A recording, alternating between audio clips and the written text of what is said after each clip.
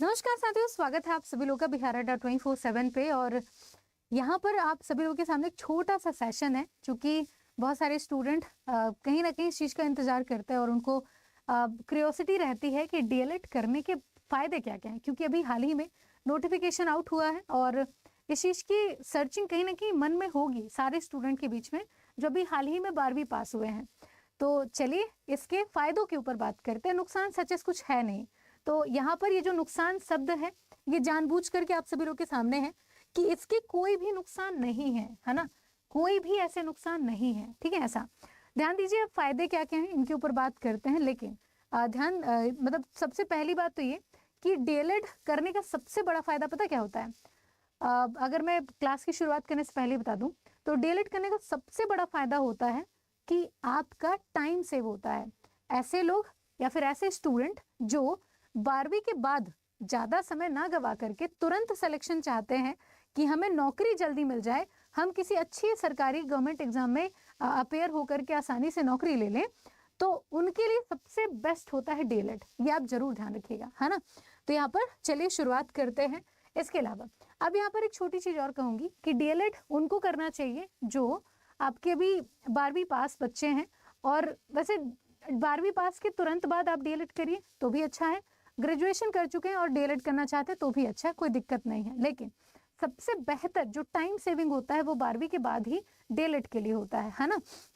उसके अलावा फिर आप बीएड ग्रेजुएशन करिए, फिर बीएड करिए, फिर बाकी अन्य चीज़ें करिए, वो फिर आपके मर्जी के ऊपर है। लेकिन 12वीं के बाद अगर डीएलएड करते हैं तो सबसे बेहतर अगर ऑप्शन करियर अपॉर्चुनिटी में आप देख सकते हैं, है ना, ऐसा। तो इस चीज़ का ध्यान रखिएगा। अब यहाँ पर डीएलएड की अगर बात करें तो अगर आप सेंट्रल लेवल अगर आप स्टेट लेवल पे डीएलएड का एग्ज़ाम देते हैं, चूँकि डीएलएड करने के लिए आपको एक एंट्रेंस एग्ज़ाम देना होता है जो आप अभी नोटिफिकेशन देख रहे हैं उसका, तो ये डीएलएड का एंट्रेंस एग्जामिनेशन है। इसमें अगर आप पास करते हैं तो आपको आपके जो मार्क्स होते हैं तो उसके आधार पर आपको सरकारी और प्राइवेट कॉलेज अलॉट किए जाते हैं।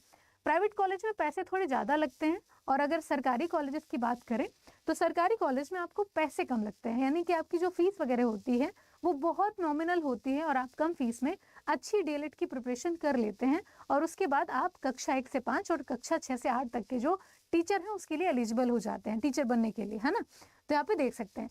तो यहाँ पर आप अगर देखें तो डीएलएड के करियर के अवसर अगर देखा जाए तो डीएलएड में करियर के अवसर क्या क्या हो सकते हैं।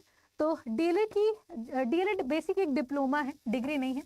डीएलएड 2 साल का, ठीक है, 2 साल का डिप्लोमा कोर्स है, ठीक है, डिप्लोमा कोर्स है, ठीक है, हाँ जी, डिप्लोमा कोर्स है।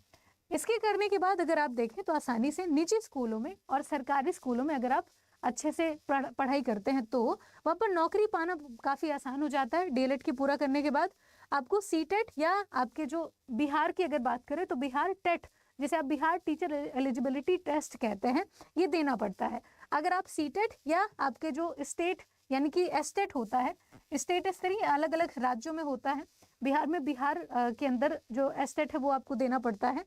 तो परीक्षा अगर आप उत्तीर्ण करते हैं तो आपको इसके बाद जो कक्षा 1 से 5 और 6 से 8 तक की कक्षा की जो अध्यापक बनने की उम्मीदवारी है वो आपकी क्लियर हो जाती है ना, और आप आसानी से इन कक्षाओं में जाकर के पढ़ाना शुरू कर देते हैं।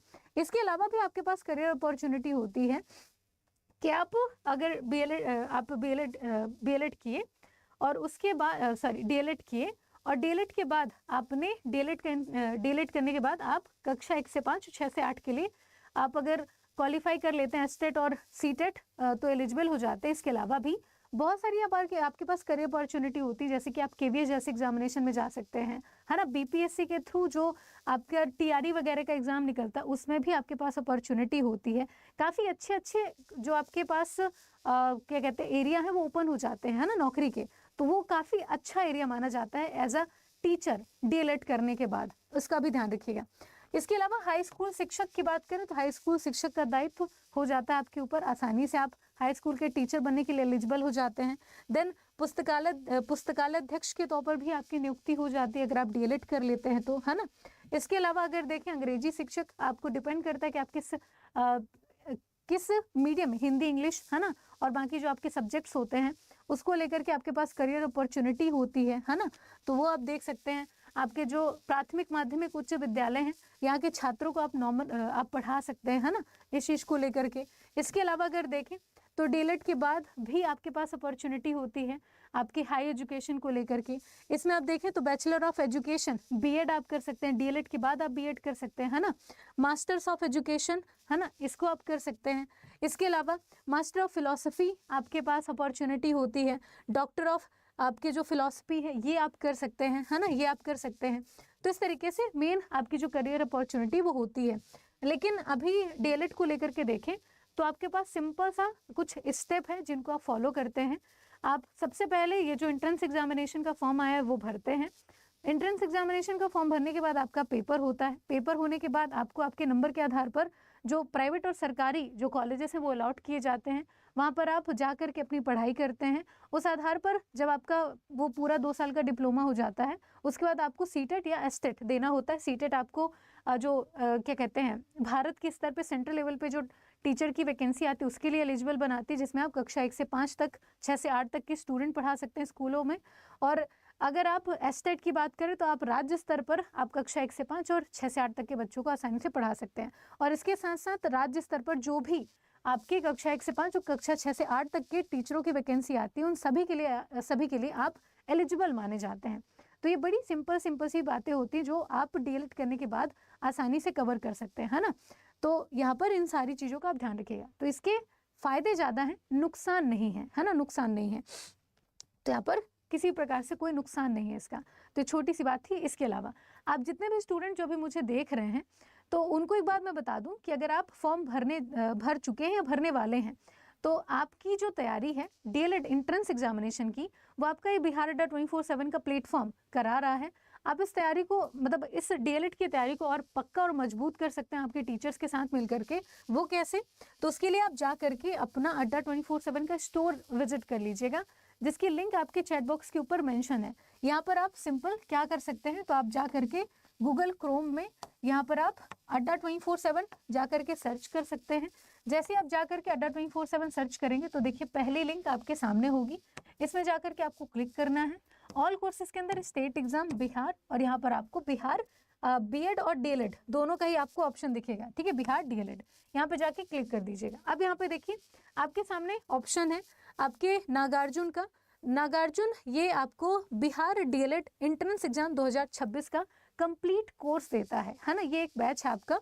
तो यहाँ पर आपको बिहार डीएलएड एंट्रेंस एग्जामिनेशन की पूरी तैयारी करने का मौका मिलता है, और इसकी जो शुरुआत है वो आपके हो रही है। तो आप इसमें जाकर के ज्वाइन कर सकते हैं। इसके लिए आपको कुछ नहीं, आपको सिंपल जाकर के बैच सेलेक्ट करना है। बैच सेलेक्ट करने के बाद आप ध्यान दीजिएगा कि यहाँ पर आपका जो बैच है उसके बारे में पूरी जानकारी आपको क्लास के नीचे यहाँ पर दिख जाएगी, जहाँ पर आप इस क्लास से संबंधित जैसे जो टीचर्स आपको पढ़ाते हैं तो यहाँ पर उनकी जो डेमो वीडियो है, किस तरीके से पढ़ाते हैं, क्या पढ़ाते हैं, कैसा समझाते हैं, समझ में आता है नहीं आता, कौन कौन से मेजर सब्जेक्ट हैं, सारा कुछ आप यहाँ पे जा कर के देख सकते हैं। इसके अलावा स्टडी प्लान चेक कर सकते हैं, कौन कौन सी क्लास कब कब होगी, कौन सा सब्जेक्ट कौन से टीचर पढ़ाएंगे, कितने बजे पढ़ाएंगे, ये सारा कुछ यहाँ पे मेंशन है। आपका एग्जाम पैटर्न क्या होने वाला है ना, तो एग्जाम पैटर्न के बारे में सारी जो जानकारी है वो आपको यहाँ पर दी जाती है। एक एग्जाम्पल के तौर पर total marks 120, total time 150 minute, marking जो सिस्टम है आपके 1 मार्क आपके क्वेश्चन के आधार पर आप अगर देखें तो 120 क्वेश्चन आपको दिए जाएंगे। क्वेश्चन का टाइप एमसीक्यू रहेगा, और आपके जो डिफिकल्टी लेवल है वो 10th स्टैंडर्ड के आधार पर आपसे पूछी जाएगी, है ना। तो यहाँ पे आप देख सकते हैं ना, देख सकते हैं। तो जब आपको ये पूरी इन्फॉर्मेशन आपके पास तक आ जाए, आपको लगे कि हाँ यार यहाँ पर जुड़ करके आप आसानी से पूरा सिलेबस अपना कवर कर सकते हैं डीएलएड एंट्रेंस का, तो उसके बाद जा करके बाय नाउ के ऑप्शन में क्लिक करिएगा। अब यहाँ पे सबसे बड़ी समस्या जो आ रही है वो दिख रही है आपके अमाउंट की। अब ये 749 रुपीज़ आपके सामने है, 749 रुपये आपके सामने हैं। इसको आप और कम कर सकते हैं। कैसे? इसको कम करने के लिए आप सीधे इंटर कूपन कोड के ऑप्शन में जाना, और यहाँ पर आप एक कूपन कोड इंटर करिएगा Y683। आपका कूपन कोड जैसे आप इंटर करेंगे तो ये पड़ेगा आपको 689 रुपीज़ का, यानी कि आपको 749 रुपये दिख रहा था वो अब कम होकर के 689 रुपीज़ हो चुका है ना। तो इसे आप यहाँ से ध्यान दीजिएगा। अमाउंट आपका कम हो जाता है डायरेक्ट जब आप अप्लाई करते हैं Y683 कूपन कोड, ठीक है। उसके बाद पेंसिल वाला सिंबल, नाम, फ़ोन नंबर, ईमेल एड्रेस यहाँ पे सेव कर दीजिएगा। मैंने नहीं किया इसलिए सेव नहीं हो रहा है। उसके बाद पे नाउ के ऑप्शन में आप क्लिक करेंगे तो आपका पेमेंट गेटवे ओपन हो जाएगा। वहाँ से जा करके आप आसानी से और एग्ज़ाम की प्रिपरेशन करना शुरू कर देंगे। जिस टाइम से आपने ये सारा कुछ प्रोसेस किया उसके तुरंत बाद आपके मेल पे आपके बैच की पूरी जानकारी पहुंच जाएगी और आप आसानी से वहीं पे एक छोटा सा लिंक रहता है उसके थ्रू आप आसानी से अपनी क्लास देखना शुरू कर देंगे, है ना। तो ये तुरंत आपकी जो क्लासेस आपके सामने दिखना शुरू हो जाएंगी, ठीक है, शुरू हो जाएंगी। तो यहाँ पे ध्यान रखिएगा। बीएड की हुई है, अच्छा आपकी बहन ने बीएड किया, हाँ बीएड के बाद भी आप डीएलएड कर सकते हैं, कोई दिक्कत नहीं है। वैसे 12th के बाद डीएलएड करना ज़्यादा अच्छा माना जाता है ना, ऐसा।